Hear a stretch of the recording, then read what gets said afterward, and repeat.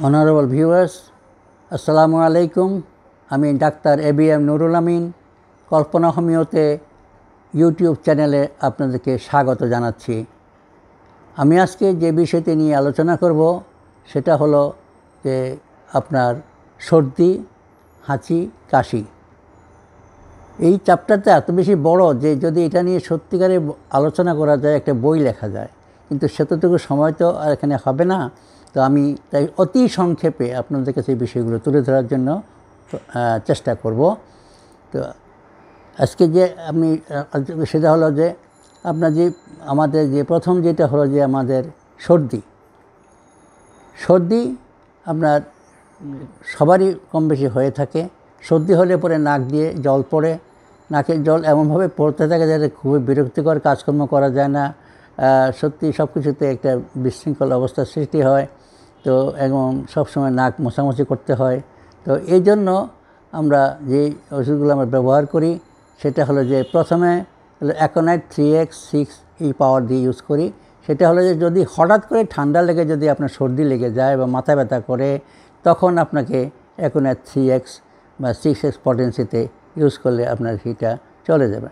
আর এছাড়া আপনার যদি নাক দিয়ে জল পড়ে, তখন জল এমনভাবে পড়তে থাকে যে অনবরত গড়াই গড়ে পড়ছেই, আপনি কিছুতেই সামালতে পারছেন না, তখন আপনি জাস্টিসিয়া 6 পাওয়ার পটেন্সিতে ইউজ করবেন।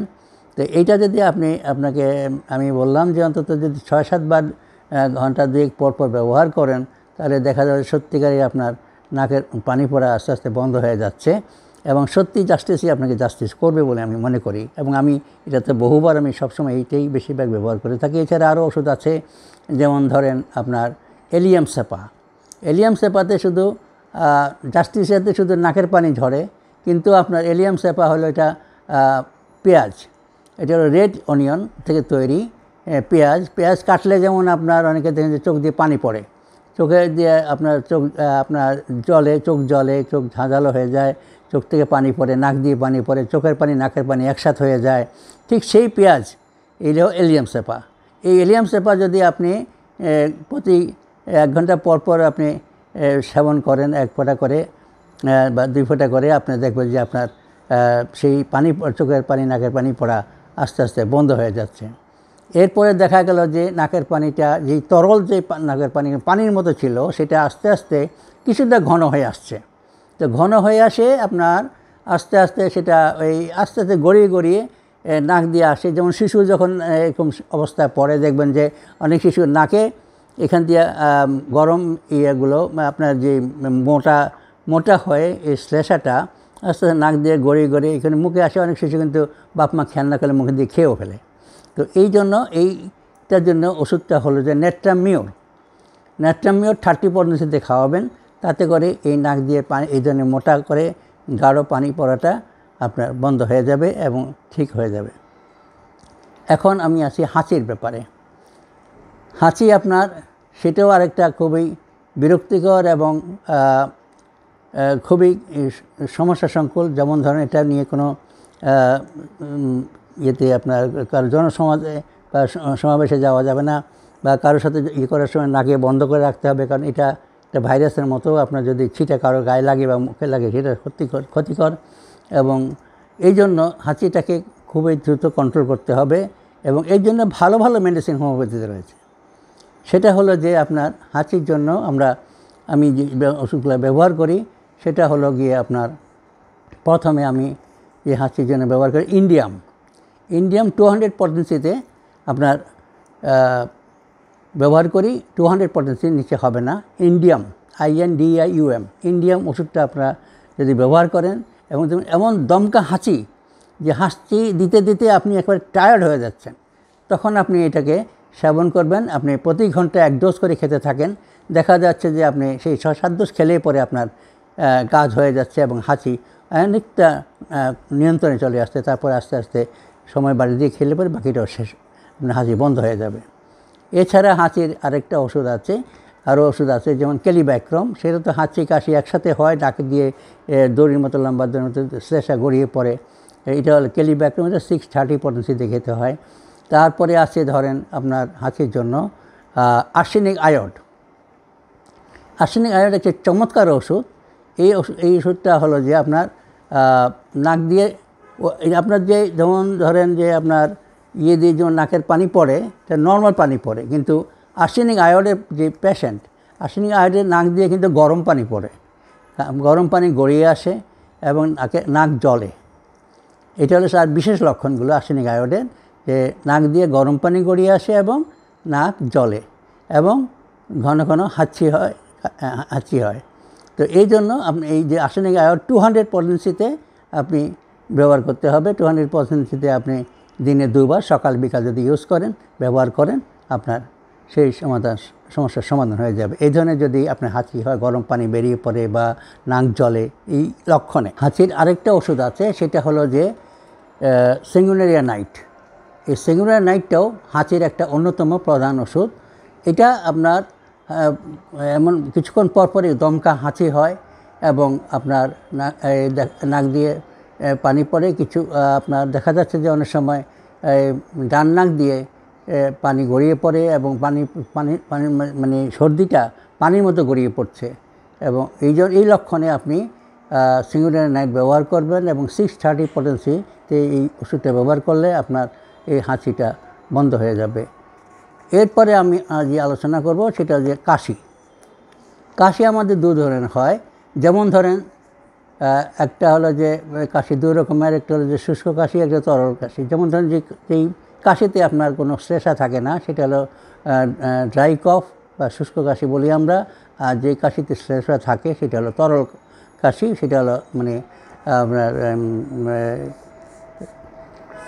তরল কাশি বলে থাকি আমরা। এখন ড্রাই কফটাতে আপনার যে ওষুধগুলো ব্যবহার করা হয় সেটা 1 নম্বর হলো ব্রায়োনিয়াতে হলো যে আপনার খুব কাশি হয় এবং গলা শুকিয়ে যায়, মুখ শুকিয়ে যায়, তারপরে কোষ্ঠকাঠিন্য থাকে ব্রায়োনিয়াতে। তো এই ধরনের ব্রায়োনিয়া আপনি যদি ব্যবহার করেন 630 পটেন্সিতে আপনার শুষ্ক কাশির জন্য আপনি ভালো রকম ফল পাবেন। এছাড়া আছে আপনার রিউম্যাক্সও এই শুষ্ক কাশির জন্য অন্যতম ওষুধ। এটা আপনি 6 পটেন্সিতে এবং 30তে বেশি উপকার পাবেন। এই শুষ্ক কাশিতে এটাও আপনার খুব খুসখুসে কাশির মতো হয়, কিছুক্ষণ পরে খুসখুসে কাশি আপনার হতে থাকে, শুকনো কাশি, খুব বিরক্তিকর কাশি। এই জন্য আপনাকে রিউম্যাক্স যদি আপনি ব্যবহার করেন আপনি ভালো ফল পাবেন। এছাড়া আরও আছে, আপনার ধরেন আপনি যে ওষুধটা ব্যবহার করবেন সেটা হলো যে হায়োসিয়ামাস হলো যে আপনি যদি দেখা যাচ্ছে আপনি যদি বালিশে মাথা রাখার সাথে সাথে আপনাকে কাশি পেয়ে বসছে, তখন আপনাকে উঠে বসতে হয়, এবং শুষ্ক কাশি এমন কাশি যে আপনাকে দম ফেলতে পর্যন্ত কষ্ট হয়ে যায়। তখন আপনি যদি হায়োসিয়ামাস আপনি 30 পটেন্সিতে দিনে 3 বার করে ইউজ করেন তাহলে আপনার এর থেকে ভালো ফল পাবেন। তারপরে আপনার আছে যে আপনার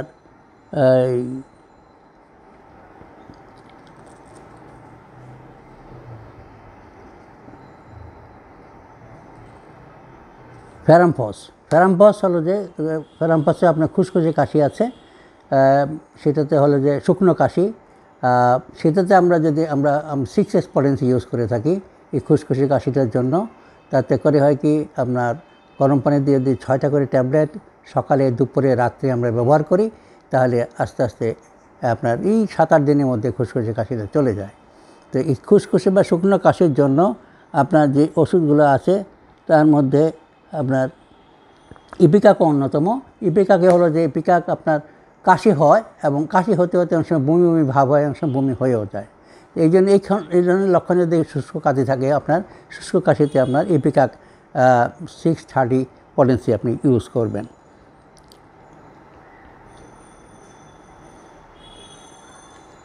তারপরে আছে যে আপনার হুপিং কাশিতে আপনার এটা তরল কাশি, এটাতে শ্লেষা থাকে এবং প্রচণ্ড কাশি হয়, এবং এই হুপিং কাশিগুলো সবগুলোতেই মোটামুটি একটা খুবই কষ্টকর কাশি, দম ফাটানোর কাশির মতোই হয়।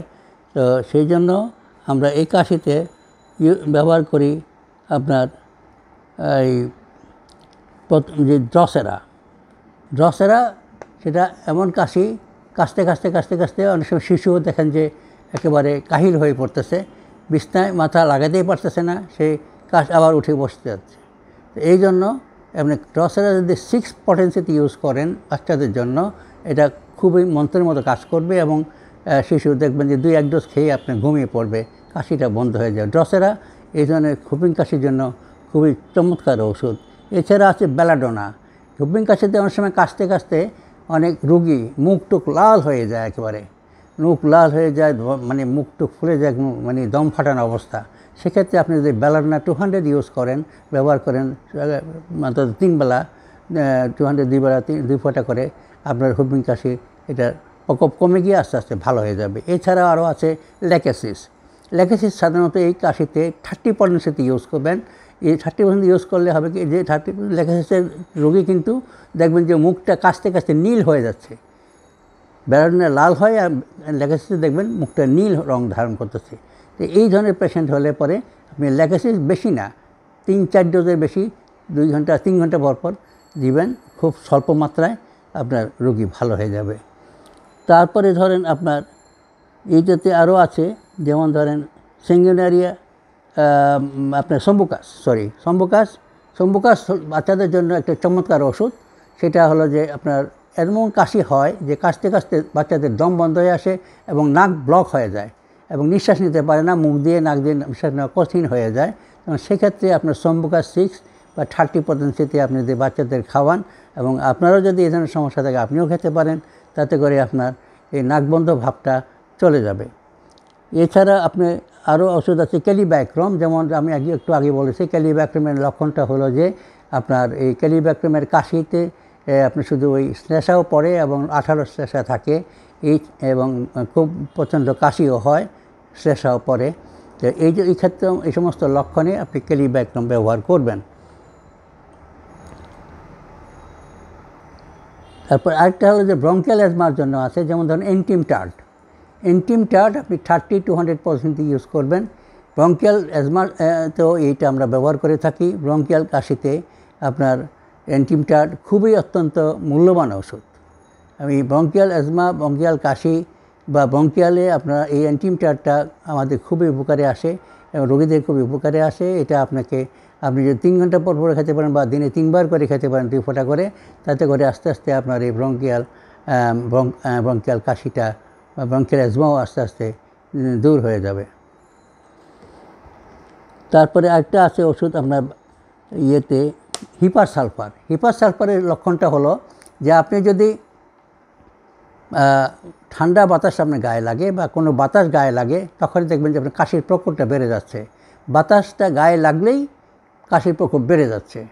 তো এই অবস্থায় আপনি এই হিপার সালফার ব্যবহার যদি করেন 200%-তে, আপনার দিনে 3 ঘন্টা পর পর যদি ব্যবহার করেন, তাতে করে আপনার হুপিং কাশির ইয়ে থেকে মুক্তি পাবেন। আর এছাড়া স্পঞ্জিও আছে। স্পঞ্জিয়া হলো যে সেই দমবন্ধ ভাব হয়ে আসে, খুব তরল কফ থাকে, কফ আপনার সহজে বেরোতে চায় না, তারপর অনেকক্ষণ পরে বের হয়। অ্যান্টিম টার্ট থেকে কী অবস্থা, অনেকক্ষণ কাশতে তারপরে গিয়ে একটু কফ বেরিয়ে আসে। তো এই কফ বের হওয়ার পরে একটু স্বস্তি পাওয়া যায়। তো এই জন্য আরও আছে যে কুপ্রাম মেটের যে লক্ষণ বা যে পেশেন্ট, সেটা হলো যে এত দমকা কাশি, এই কাশতে কাশতে শিশুকে দেখবেন যে 2 হাতে মুঠ করে এরকম করে খিঁচতেছে, মানে বডিটা খিচুনির মতো হয়ে যাচ্ছে। এত কুপ্রাম মেটের কাশিটা এত মারাত্মক, মনে হয় যেন সে ফেন্ট হয়ে যাবে। তখন সেই পেশেন্টকে আপনি কুপ্রাম মেট 30%-তে যদি আপনি খাওয়ান, আস্তে আস্তে সেই কুপিং কাশিটা ভালো হয়ে যাবে ইনশাল্লাহ। তো এখন কথা হলো যে এছাড়াও আরও ওষুধও আছে, আরও সমস্যাও আছে। তো এখানে আরেকটা জিনিস যেটা হলো যে আরেকটা ধরনের কাশি আছে, যেমন ধরেন আমরা অনেক সময় কাশতে থাকি, আপনি কাশতে কাশতে অনেকক্ষণ পরে একটু কফ বের হয়, আর সকালবেলা যখন ঘুম থেকে উঠি তখন দেখা যাচ্ছে যে গলাটা আপনার কফে ভরে আছে, ফিল্ড উইথ ফ্লেম যেকে আমরা বলি। গলা পরিষ্কার হচ্ছে না এবং কথা বলতে আমাদের হোর্সনেস চলে আসতেছে, আমরা কথা পরিষ্কারভাবে বলতে পারছি না, কথা গলা জড়িয়ে যাচ্ছে। তো এই ধরনের লক্ষণের জন্য যে ওষুধটা হলো সেটা হলো কস্টিকাম। এই কস্টিকাম আপনার 200%-তে আপনি যদি দিনে 2 বার খেতে পারেন 2 ফোঁটা করে, আস্তে আস্তে আপনার এই গলা ভোরবেলায় ওঠার পরপরই যে গলার যে একটা ফ্লেম জমে, যে একটা কফ জমে, যে যেন কণ্ঠস্বরও বদলায় যায়, কথা বলতে পারছেন না, আপনার এইটা হবে। তাছাড়া কস্টিকামের আরও সমস্যা দূর করে, যেটা হলো যে কস্টিকাম আপনার যে কাশতে কাশতে এমন কাশি হয় যে কাশতে কাশতে আপনার প্রস্রাব হয়ে কাপড় চোপড় নষ্ট হয়ে যায় এবং প্রস্রাবের বেগ ধরে রাখতে পারেন না, এরকমও অনেক সময় হয়। কস্টিকামের এত গুণ আছে যে আপনাকে এই লক্ষণগুলো যদি থাকে তাহলে আপনি কস্টিকাম যদি ব্যবহার করেন আপনার এইটা সমস্যা থেকে মুক্তি পেতে পারেন। কস্টিকামে আপনার কাশতে কাশতে অনেকের প্রস্রাব হয়ে যায়, কাপড় চোপড় নষ্ট হয়ে যায়, এত বেশি কাশি হয়। তো এই জন্য আপনি যে কস্টিকাম 200% ইউজ করেন এবং বেশ কিছুদিন ব্যবহার করার পরে 1 ml পলিথিনটা দিনে একবার করে সকালে খালি পেটে ইউজ করবেন, 2 ফোঁটা করে, অথবা একদিন পর পর ব্যবহার করবেন। তাতে করে আস্তে আস্তে আপনার এই ওষুধটা শুধু